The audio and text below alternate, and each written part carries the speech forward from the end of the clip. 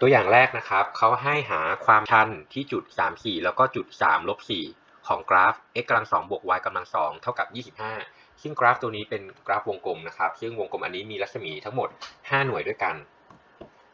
ก็สำหรับฟังก์ชันตัวนี้นะครับก็ x กับ y ผสมกันไม่ได้ซับซ้อนเท่าไหร่นะครับอันนี้ก็ถือว่าเป็นimplicit form เหมือนกันนะครับดังนั้นถ้าเกิดว่าผมจะหาอนุพันธ์ผมก็ทำการดิฟซ้ายดิฟขวาเพราะฉะนั้นเริ่มต้นนะครับก็ผมก็ทำการดิฟทั้งสองข้างของสมการตัวนี้แต่ทั้งหมดดิฟเทียบ x นะครับดิฟ25ได้0นะครับอันนี้ง่ายต่อมาดิฟทางด้านซ้ายมือนะครับก็เรามองทีละก้อนเนาะดิฟ x กำลัง2ตอนนี้เราดิฟเทียบ x นะครับดิฟ x กำลัง2ได้กลายเป็น 2x แล้วก็ดิฟ y กำลัง2นะครับแต่ตอนนี้เราดิฟเทียบ x นะครับเพราะฉะนั้นดิฟ y กำลัง2ได้เป็น 2y แต่อย่างที่บอกครับว่าตอนนี้เราดิฟเทียบ x แต่ไส้ข้างในเนี่ยมันไม่ใช่ตัว x ดังนั้นเราอย่าลืมที่จะต้องใช้กฎลูกโซ่เข้าไปด้วยนะครับเพราะฉะนั้นเราก็ต้องดิฟไส้ด้วยอีก1ทีนะครับซึ่งไอ้เจ้าไส้เนี่ยก็คือตัว y นั่นเองนะครับดังนั้นเราก็เลยคูณอยู่กับ diff y เทียบ x แบบนี้นะครับทีนี้ก็ทำการจัดรูปนะครับเราก็จะได้ว่า dy by dx จะเท่ากับลบ x ส่วน y นั่นเองนะครับดังนั้นหาความชันที่จุด34นะครับความชันที่จุด34ก็จะมีค่าเท่ากับลบ x ส่วน y ซึ่งจุด34เนี่ยก็คือ x เท่ากับ3 y เท่ากับ4นะครับก็เป็นลบ3ส่วน4แล้วก็ความชันที่จุด3ลบ4ก็จะมีค่าเท่ากับลบของ x ซึ่งก็คือ3 y ก็คือลบ4นะครับก็มีค่าเท่ากับ3ส่วน4อย่างนี้เป็นต้นนะครับทีนี้เราลองมาวาดกราฟดูเล่นๆนะครับว่ามันคำตอบที่ได้มัน make sense หรือเปล่านะครับ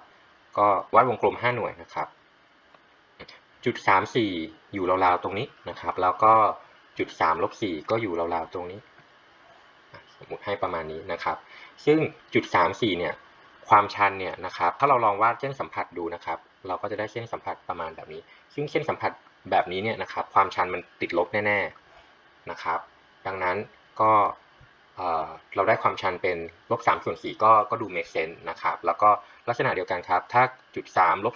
4จุดมันอยู่ราวๆตรงนี้ซึ่งถ้าเราลากเส้นสัมผัสก็จะแหงนแบบนี้นะครับซึ่งความชันเนี่ยก็จะเป็นบวกนะครับเพราะฉะนั้นก็ make sense เหมือนกันนะครับต่อมาบอกว่าจงหาจุดที่มีเส้นสัมผัสในแนวตั้งและแนวนอนของกราฟเรามาตีความนิดนึงนะครับจุดที่มีเส้นสัมผัสในแนวตั้งเส้นสัมผัสในแนวตั้งก็คือความชันเนี่ยมันเยอะมากจนเหมือนจะเป็นอินฟินิตี้ถูกไหมครับผมขอโน้ตเอาไว้ว่าเป็นอินฟินิตี้จุดที่มีเส้นสัมผัสในแนวนอนก็คือความชันเป็น0นั่นเองนะครับเพราะฉะนั้นเขาให้หาว่าจุดไหนที่มีความชันเยอะมากๆแล้วก็จุดไหนที่มีความชันเท่ากับ0เพราะฉะนั้นเราอยากรู้ความชันก็ต้องทำการดิฟนะครับก็เหมือนเดิมครับดิฟซ้ายดิฟขวาก็ดิฟทางด้านซ้ายนะครับดิฟ x กำลัง2ได้กลายเป็น 2x ต่อมาดิฟ y กำลัง2ก็ได้เป็น 2y แต่อย่าลืมตอนนี้เราดิฟเทียบ x เนาะ y กำลัง2เนี่ยไส้ข้างในมันไม่ใช่ x ดังนั้นต้องดิฟไส้ด้วยนะครับก็คูณอยู่กับ dy by dx แบบนี้ด้านซ้ายมือดิฟเสร็จแล้วต่อมาดิฟด้านขวามือนะครับดิฟ 2x ก็จะได้เป็น2แล้วก็ต่อมาดิฟ 4y ก็ได้เป็น4คูณอยู่กับ dy by dx นะครับค้างเอาไว้แบบนี้ที่เหลือตอนนี้ก็ทำการย้ายข้างจัดรูปนะครับหาว่า dy by dx เนี่ยหน้าตาเป็นยังไงทีนี้ผมลดทอนตัดทอนให้มันง่ายขึ้นนิดนึงนะครับ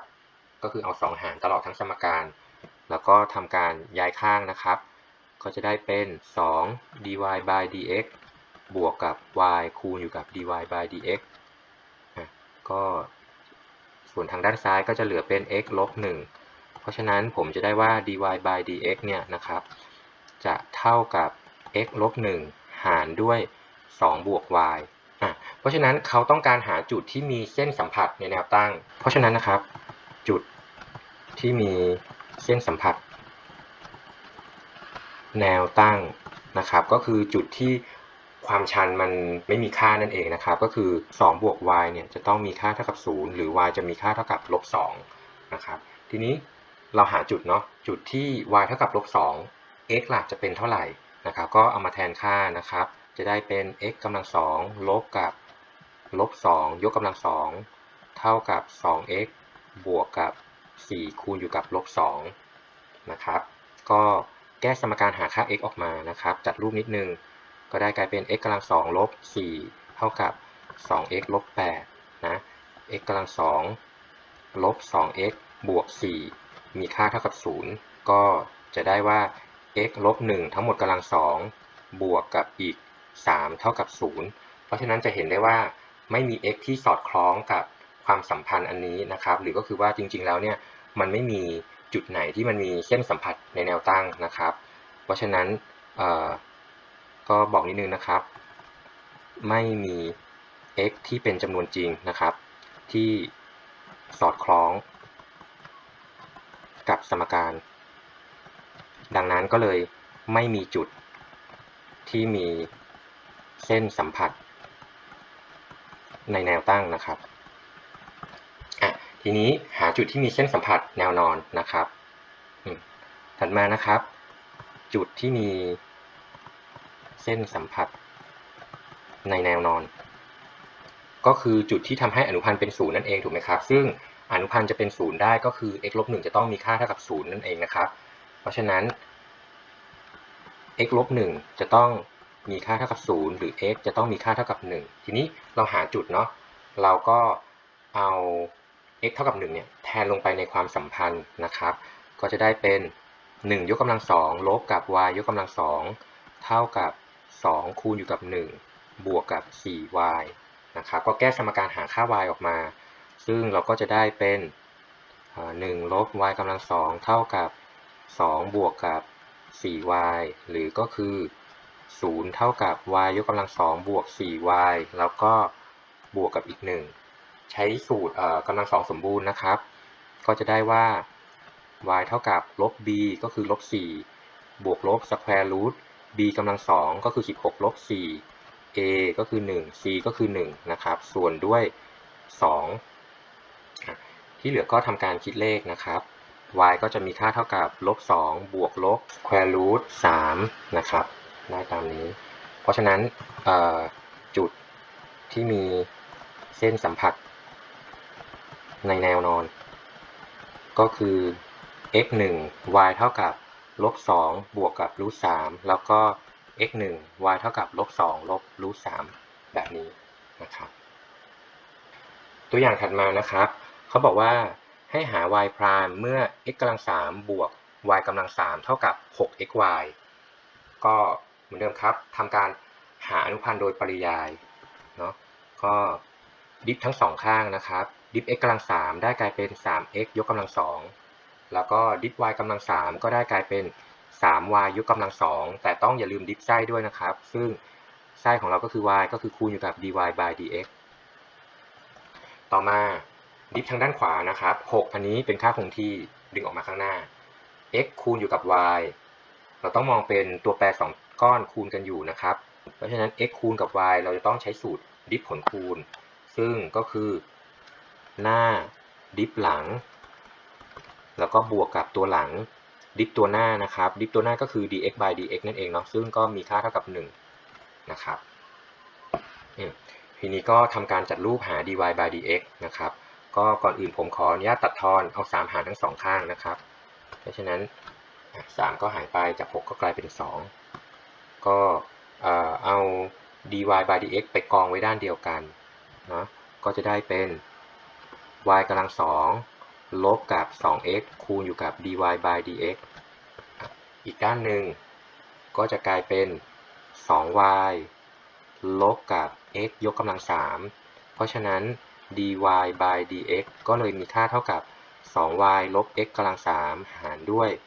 y กำลัง2ลบ 2x นะครับ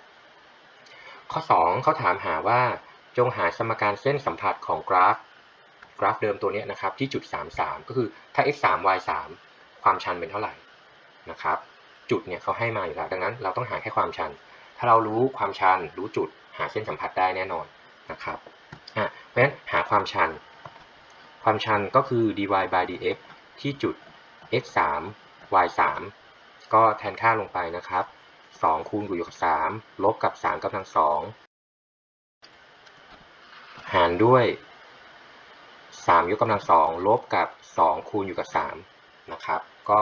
มีค่าเท่ากับลบ1นะครับเพราะฉะนั้นที่จุดตรงนี้ความชันเป็นลบ1แล้วก็ผ่านจุด33ดังนั้นในการหาเส้นสัมผัสนะครับก็ใช้สูตรนะครับเพราะฉะนั้นเส้นสัมผัสที่จุด33นะครับก็คือ y ลบ y 0ซึ่งก็คือ3นะครับหารด้วย x ลบ x 0ก็คือ3เหมือนกันซึ่งณตรงนี้มีความชันเท่ากับลบ1นะก็ทำการ